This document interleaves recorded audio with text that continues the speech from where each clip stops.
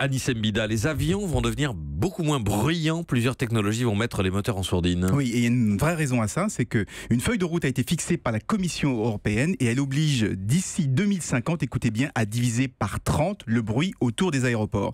Alors 2050, c'est un peu loin, mais diviser le bruit par 30, ça c'est énorme. Du coup, on cherche des technologies qui sont carrément de rupture et ça donne des idées surprenantes, comme par exemple l'idée d'adapter la technologie qu'on utilise aujourd'hui sur les casques audio anti-bruit sur les moteurs d'avion.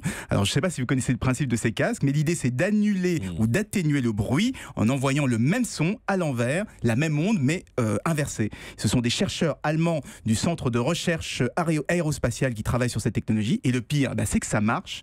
Leurs prototypes ont vraiment l'impression de mettre en sourdine le moteur de l'avion. On pourrait aussi utiliser des moteurs électriques. Ah oui, c'est vrai, ça ferait beaucoup moins de bruit qu'un réacteur, mais ça serait pas silencieux pour autant, parce que vous voyez les drones aujourd'hui, ils sont électriques, mais leurs petites hélices font quand même pas mal de boucan. Donc imaginez avec des très très grosses hélices. Et puis il n'y a pas que le bruit du moteur qui fait du bruit dans un avion.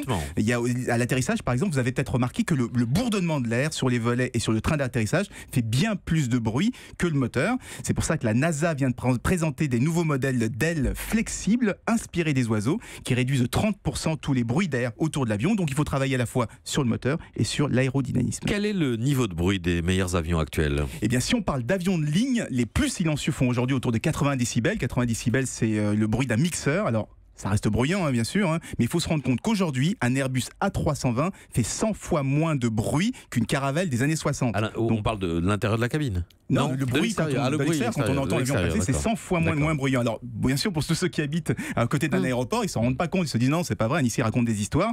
C'est parce que tout simplement, le trafic a explosé. C'est pour ça qu'on a beaucoup plus de nuisances sonores. Et comme ce trafic va encore doubler ces prochaines années, il est urgent de mettre des sourdines aux avions. Merci à vous, Anis Mbida. Europe 1.